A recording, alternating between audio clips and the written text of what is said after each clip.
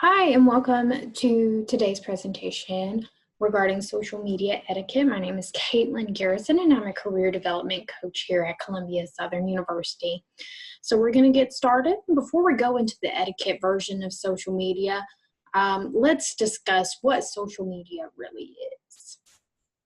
So when you think of social media, you usually think of the platforms that you see on the screen, such as Facebook, Twitter, TikTok, Instagram, YouTube, things of that nature. So the basic definition of what social media entails per dictionary.com is that social media is websites and other online means of communication that are used by large groups of people to share information and to develop social and professional contacts. So there's also different types of social media as well, meaning that there is a focus on something specific. So for example, LinkedIn is used in a more professional manner for job searching and professional development. However, everyone has gained some form of professional or personal development from looking up a video on YouTube. There's always some type of YouTube tutorial for everything now, and sometimes a lot easier to just look it up how to do yourself than to call customer service. And the same goes for Pinterest as well. That's very much a pinning of recipes or planning for weddings and things of that nature as well. So it can become very easy to become addicted to these social media platforms, and more people communicate through their phone using some form of social media to comment or post, like a photo, share something with friends, than to actually pick up the phone and actually call. So sometimes there can be a false sense of comfort behind a phone, tablet, or computer and what is being shared, because with so many people on social media, you can feel like a needle in a haystack. But then it can also be the opposite, because there are some individuals who want to make sure what they say is seen by friends or followers, or they're trying to go viral in some way. So to discuss this a little bit further, I've included some statistics on social media in the next couple of slides. And the numbers can be a little bit surprising, especially since everyone uses social media in some way, shape, or form. So here, we're going to see some statistics. We're going to see the number of people using social media platforms. So this is estimates that correspond to monthly active users, or MAUs. Facebook, for example, measures MAUs as users that have logged in during the last 30 days. So you'll see on this particular graph, Facebook in 2008 really started its increase from under 500 million to over 2 billion in 2019. And then you'll also see MySpace, it's color coordinated, but you'll see MySpace starts very far to the left on the screen, I do believe, and in the blue at 2004 at 0, and then it does kind of taper off as Facebook is really getting its increase there. And then you'll see some that you may use, such as Tumblr, Instagram, WhatsApp, YouTube. Facebook, YouTube, WhatsApp, those are the most popular on this graph for sure.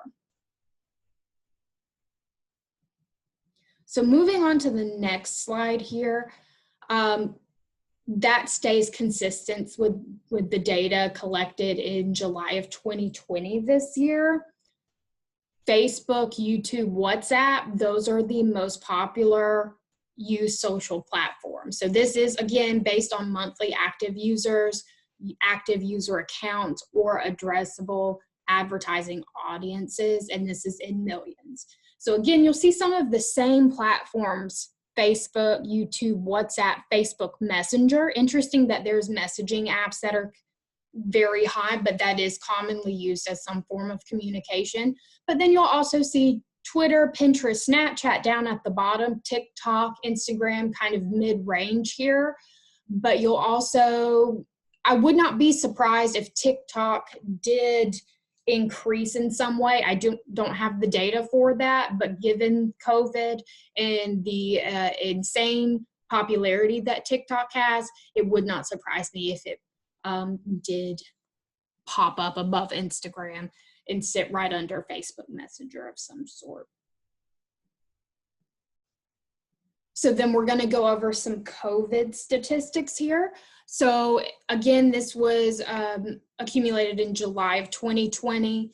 There has been an increase in online digital activities. So this is a percentage of internet users aged 16 to 64 in select countries who report spending more time on each activity due to COVID-19. So what is not really surprising, watching more shows and films on streaming services increased 54% there. So that does not surprise me and shouldn't surprise anyone in that sense. But listening to more podcasts is the least. It is up 15%. And then just spending longer on using social media is up 43%, and 42% spending longer on messenger services. So with that there, a lot of times these smartphones will tell you your screen time, if it's up a certain percentage, how many hours that you spent on, reading, social media, entertainment, videos, and things like that. So it shouldn't be a huge surprise seeing that these percentages are going up in just about every form there, and as well as just spending more time on mobile apps. That's up 36% as well. So there's a lot here that shouldn't be so surprising, but at the same time, it is pretty large numbers to see the increase in online activities through COVID, and that is just from up to July 2020, and it is December now. So on to some of the etiquette. Now that we have a good idea of how many people are using social media, what percentages are up, now's as good a time as any if you're applying for jobs that employers are looking at social media to see what the potential employee could fit within their organization. So what they're looking at on social media is personality for cultural fit and things of that nature. So employers are seeing how your personality relates to your resume and your cover letter, things like your bio or your about me section. They also use this as a way, again, to see overall how that cultural fit is going to be for you within that organization. And then that does lead to clicking the photos. Most people who are on any type of social media, they're going to scroll through some photos if they are available to look at. And this is to make sure that there are not any inappropriate photos that are posted that could create a bad image for the potential employer. Also, the descriptions of the photos are looked at as well to see if you're presenting yourself in a professional way. People also really obviously see with their eyes, but they hear with their eyes as well. So if you post a photo that may be against the values of that potential organization, that could be a turnoff for the recruiters or hiring managers as well. Language is also looked at in general. It can be viewed how you communicate with individuals around you, how opinions are expressed, and are they in a professional way. Grammar obviously is included. It's easy to kind of let go of all of the grammar rules online because there's so much text speak of sorts, but it is something that is looked in. Are there misspellings in posts that are originally posted by the individual on that profile? And also profanity is looked at. How are things communicated? And just how certain references are stated. If you're on vacation, did you have an extra drink? How is that posted? What is the language used? So it's kind of overall of what is the photo post? What is the description of it? Are you bragging about it? Things of that nature are also looked at. And also creativity is seen as a huge thing of what employers are looking at on social media. From the original post can show creativity on how well versed the individual is on the social media platform, and just how savvy you are overall on the platform, because that in itself can show how creative you are. And then the friends that you keep. That also goes back to the personality of what employers are looking for, the type of friends you have. Are you going to be a fit with the same type of people within that organization? It also is kind of telling of the professional connections you have in the field on your platforms. So we're going to start going into what not to do on social media. So within this, a lot of it is going to seem very common sense, but going back to one of the first slides, you can sometimes feel lost in the masses on social media and feel like this is not going to be seen, or if it's just for your friends, it's your personal profile. But if it's a personal profile, it is online. Google yourself, see what pops up. And if there's a post that includes inappropriate photos or videos or information, don't do that. Because that's going to be the first thing that a potential employer sees. So do not post inappropriate photos, videos, or information on your platforms. Do not post disrespectful statements about your previous employment or employees at the organization as well, because that can come back and really burn a bridge of sorts, because that's not going to look good for you. Also, do not be linked to criminal behavior in any way, shape, or form. Don't brag about it on social media. Also, liking things that populate on your feed is going to show some commonality there. Also, don't share confidential information about previous employers. That can be something that's very easily looked over. Always good to go back to an employee handbook to see if there's anything specific there if you are hesitant to post anything. Also, if you're questioning if you should post it, that should be a telltale sign of don't post it. Think about it and don't post it in that sense. And also, don't aggressively argue over various subject matter. Again, this is your personal profile, but how you state things, and if an employer or potential employer is going to go on your profile and take a look at that, to see you aggressively arguing over a sports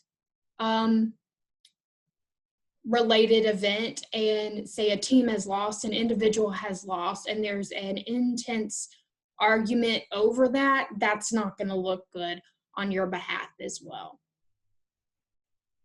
So again, do not post inappropriate photos, videos, including statements regarding confidential information about previous employers, any disrespectful statements about previous employment or employees, or have anything where you are arguing aggressively over subject matter there. You can always go and clean up your profiles too if that has been something that has been done in the past and you are not that person anymore. You can always, again, go back and clean up that profile for yourself before you apply for a job.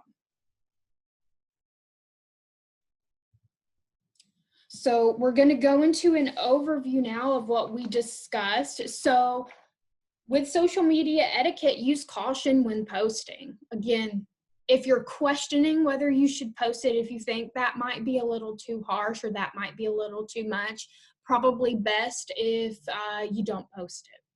And social media is public, even with certain privacy settings. I do know that in my research that there are some employers that can buy certain software that can bypass certain privacy settings. There's a whole bunch of red tape involved and things of that nature, so I can't speak completely freely on that, but that is something that can be done. So just know that what you post on social media is there and people can see it. Don't feel so lost in the crowd that it's something that it's never going to be seen by someone, because that will live on. And social media itself is a reflection of your personality for others to see. So you want to put your best step forward in every aspect. So even though you have a LinkedIn account, or you have a Facebook, you have a Twitter, you have a Instagram, Snapchat, TikTok, whatever is on there, you want to make sure that it is a proper reflection of who you are in a good light. Because if you are looking for a job, that simply could be something that is maybe causing a hindrance in your hiring. So if you have any questions about anything specific, feel free to give Career Services a contact. Our email is up on the screen. It is careerservices@columbiasouthern.edu, career services with an S at columbiasouthern.edu, or give us a call at 800-977-8449, extension 6551. And if you have a LinkedIn, we do LinkedIn profile reviews. So if that's something that you're interested to have one of the career development coaches take a look at your LinkedIn profile and give you some feedback on that, we would be more than happy to do so. Just make sure that you are enrolled into our Career Quest platform, and you can make an appointment with one of us and we can go over that and send you the feedback and have a phone call to discuss any specific questions that you may have. And that concludes my presentation for today. If you have any other questions, like I said, give us a contact and have a good rest of your day.